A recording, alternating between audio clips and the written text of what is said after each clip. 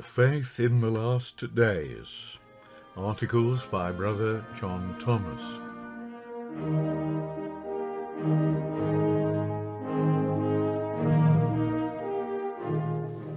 Chapter 8. Representative Things. The acquisition of knowledge by mere verbal signs is tedious and generally difficult. All kinds of teachers, from the teachers of babes to the dignified professors of the highest branches of philosophy and science, are so convinced of this that where the case admits of it, they endeavour to exemplify by representations addressed to the senses of their disciples. Thus, the teacher of a child is not content with telling his pupil that HOUSE stands for house, but he demonstrates it by presenting him with the representation or picture of a house. This impresses the idea on the child's mind indelibly, so that whenever he sees the word house, this representative word is immediately succeeded in his mind by the idea or image of the thing itself. The professor of mathematics points to his representative diagrams, the chemist to his experiments, and so forth, all of them for the common purpose of making more intelligible the precepts they inculcate. Knowledge of all things gains access to the human mind by all the senses, by seeing, by hearing, by tasting, smelling, and feeling. If only one sense be engaged in the acquisition of it, it is not likely to be so quickly and comprehensively acquired as when two or more senses are employed. The prophets of Israel were sometimes made to see, hear, taste, and smell, and feel in relation to one and the same subject before they were permitted to make known or deliver their message to the rulers and people of the nation. This gave them a full assurance of knowledge, which could not be made more certain, seeing that there remained no other avenue to their minds, no sixth sense to receive additional impressions. It is manifest from the divine oracles that God teaches men as they teach one another, not by precept only, but by example, type, or representation also. This is apparent from the many visions seen by the prophets, who, in describing what they saw, delineate and paint it, as it were, on the minds of those that read their descriptions, so that in this way the visions are transferred from their minds to them. Vision, however, is not the only representative mode of instruction exhibited in the sacred scriptures. The events of Israel's history, the leading men who figured in their several generations, the temple furniture, national festivals, and other institutions of their law, are all representative things. That is, things illustrative or shadowing forth as something God has declared shall be. The proof of this is contained in the following passages. Thus it is written in the 1st of Corinthians chapter 10, verse 6, "These things were our examples, typoi, types, to the intent we should not lust after evil things, as they also lusted."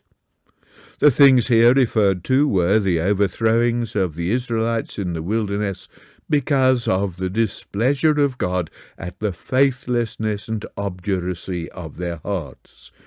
Although he brought them safely through the tempestuous sea, fed them with angels' food, and slaked their raging thirst with water from the flinty rock. The food, the drink, and the rock were styled spiritual meat, spiritual drink, and the spiritual rock, the spirituality of which they did not perceive. The word spiritual in this place is pneumatikon in the original text, and evidently means figuratively, typically, or representatively. For, says the apostle, that rock was, or represented, the Christ, from whom rivers of living waters were to flow. The rock in Horeb was indeed a beautiful and expressive emblem of the Lord Christ. For when Moses smote it, Yahweh's representative stood upon the top of it, thereby connecting the Lord and the rock as the sign and the thing signified.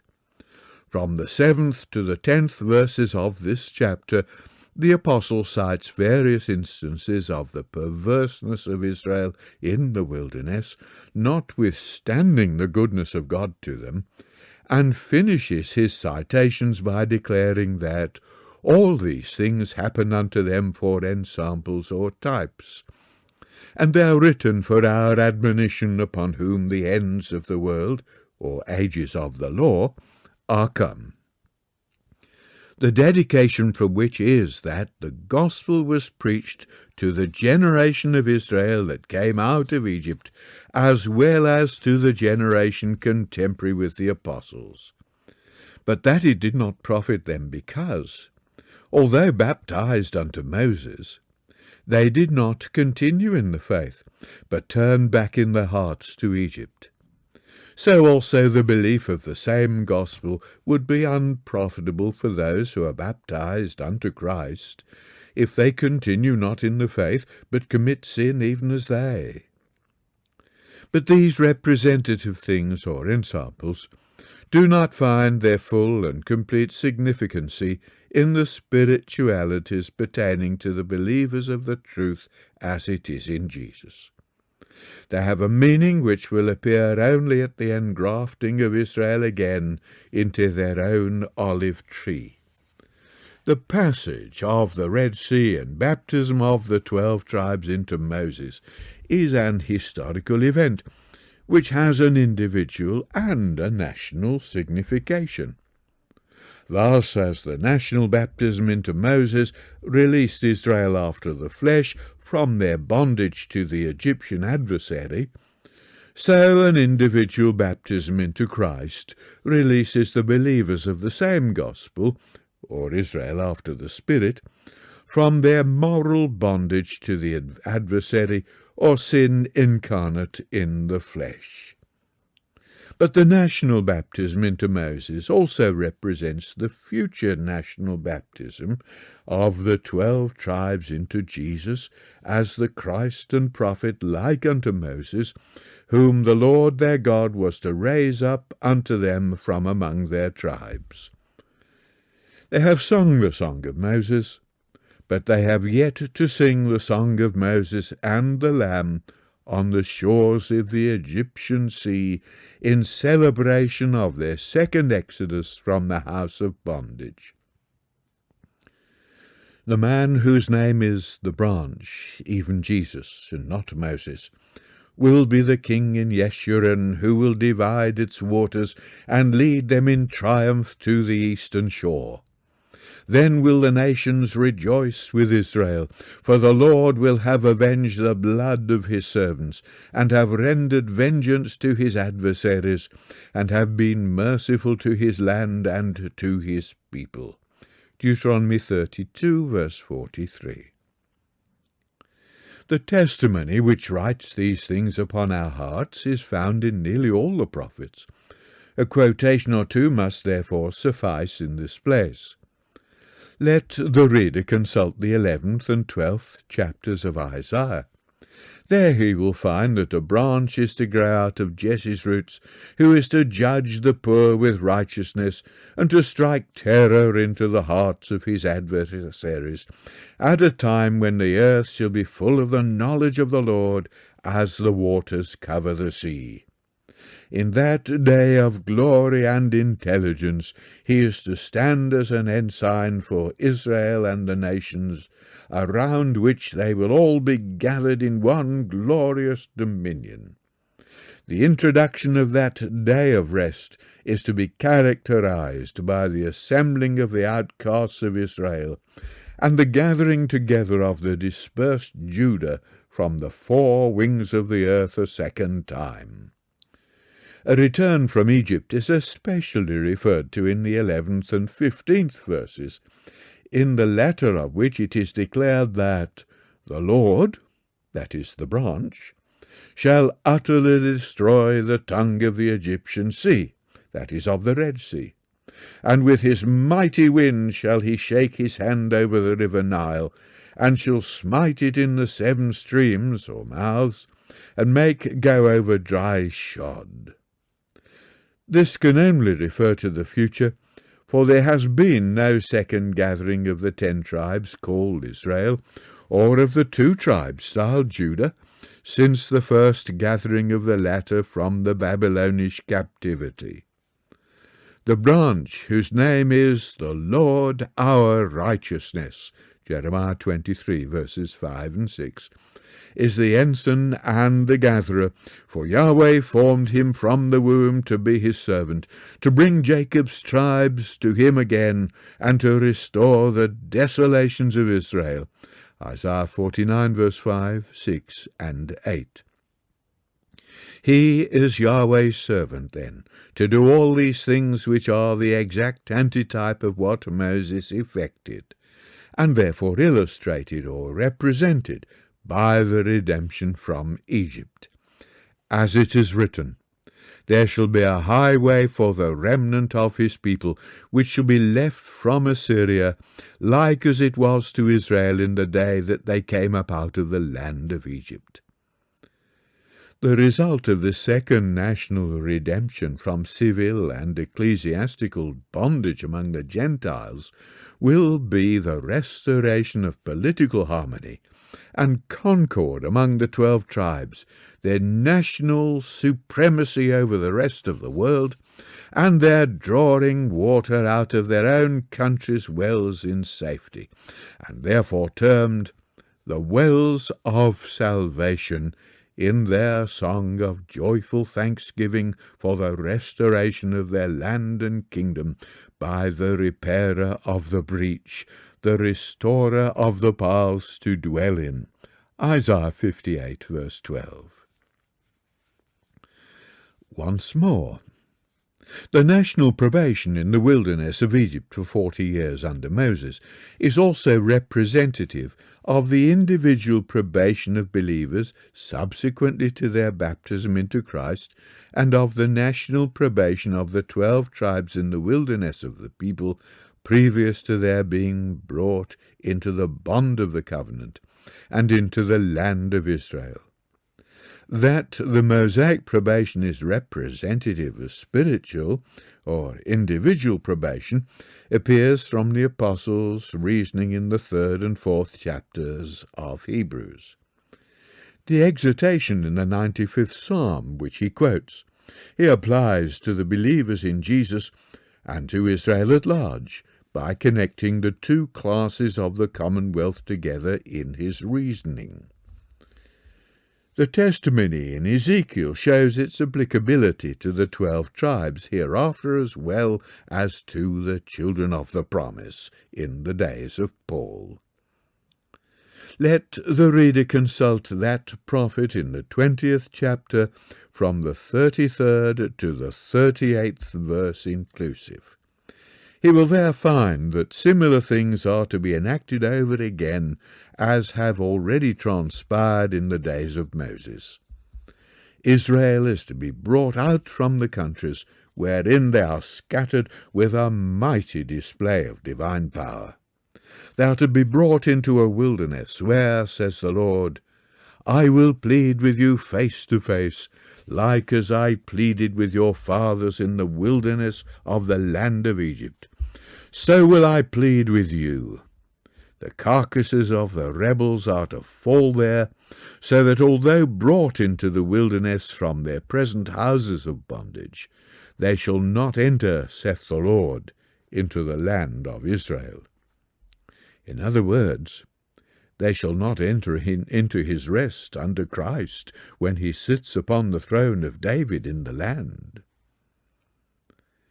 The twofold representative character of the ensample supplied by the history, the typical history, of Israel in the flesh, arises from the nature or constitution of things pertaining to the kingdom, which is to be restored again to Israel, styled the kingdom of God and of Christ.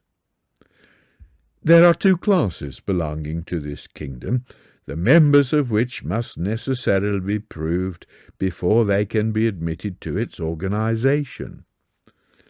Neither class can be dispensed with in this organization, yet both must previously pass under the rod, that the approved may be manifested. These two classes are the children of the kingdom, Matthew 8 verse 12, after the flesh, or the natural descendants of Abraham in the line of Isaac and Jacob, and the children of the kingdom, Matthew 13 verse 38, after the Spirit, or those of Israel and the Gentiles who believe the promises, the exceeding great and precious promises of God, and are therefore styled also the children of the promise, who are counted for the seed. Romans 9 verse 8. Israelites according to the flesh are the natural-born subjects of the kingdom, and therefore God's people in a political sense. The generation that came out of Egypt was proved and found to be unfit to occupy the land as the subjects of the kingdom and commonwealth under the first or Mosaic constitution. It was therefore destroyed in the wilderness, and their children of the next generation, previously trained by Moses, were planted in the land promised to the fathers. The descendants of this generation of the tribes of Jacob, now scattered among the Gentiles, are as unfit to occupy the land of Israel as the subjects under its new or second divine constitutional covenant, as their fathers were, whose carcasses fell in the wilderness. Nevertheless, unfit as they may be, they will not be condemned unproved should the kingdom be established contemporarily with the present generation. They will be made of necessity to pass under the rod, that the turbulent and rebellious spirits among them may be purged out. For if they were permitted to occupy the land under Jesus as the King of the Jews, they would prove as ungovernable and disloyal as their fathers, who exposed him to ignominy upon the accursed tree. But the generation of Israelites according to the flesh, which shall be approved as fit to occupy the land when the kingdom and throne of David are re-established, will not furnish inheritors of the thrones of David's house. These are taken out from Israel and the nations upon the principle of faith in the gospel of the kingdom, perfected by good works. A son of David, such as Solomon or Hezekiah, cannot occupy the throne of David under the future constitution simply because he is David's son according to the flesh. The flesh profiteth nothing in relation to the honour and glory, might and majesty, dignity and renown of the kingdom. The throne must be occupied by that son of David who has been made perfect through sufferings, who, though a son of God, yet learned obedience by the things which he suffered. Probation must precede the introduction of either class as elements of the kingdom, which, though essentially dissimilar, yet pertain to one and the same institution in the relation to one another of rulers and the ruled. The king, having passed through a probation of great suffering to the joy that yet awaits him, it is not to be supposed that those who are to rule with him shall enter into that joy without probation also. The co-rulers with Christ must be proved as well as he, for none can reign with him who do not suffer with him in some way or other. A tried and approved nation and tried and approved rulers will constitute the kingdom of the age to come. The probation of these, that is, of the nation and of the rulers at different periods, is represented by the things that happened to the nation and rulers under the law. the one constitution of things being typical of the other. Hence the twofold signification of the types. The law of Moses constituted things which are remarkably representative of the realities of the age to come. These realities are styled the substance or body, of which the institutions of Moses are the shadow. And because of this intimate relation between them, he was strictly enjoined by Yahweh to see that he made all things precisely according to the pattern he had showed him in the mount. Hence they are styled the pattern of things in the heavens, which things in the heavens will be manifested when the kingdom and throne of David are established by Jesus under the new constitution. The patterns are the representative things of the law, which constitute the form of the knowledge and of the truth. Romans 2 verse 20, Hebrews 9 verse 23. Among the representative things pertaining to Israel under the law are certain men who are styled in the English version men wondered at, or as it reads in the margin, men of sign. That is, typical or representative men, men representing some other person than themselves. Joshua the son of Josedek and his companions are expressly set forth as typical men. So are Isaiah and his children. He said to Ahaz, Behold, I and the children whom the Lord hath given me are for signs and for wonders in Israel from the Lord of hosts, who dwelleth in Mount Zion. Paul quotes this in Hebrews and applies it to Jesus and his brethren, the children of God. Hence the prophet and his children Shear-Jashub and Maher-Shalal-Hashbaz were signs or types of Jesus and the saints who are appointed to perform wonders in Israel when the Lord returns to build up Zion.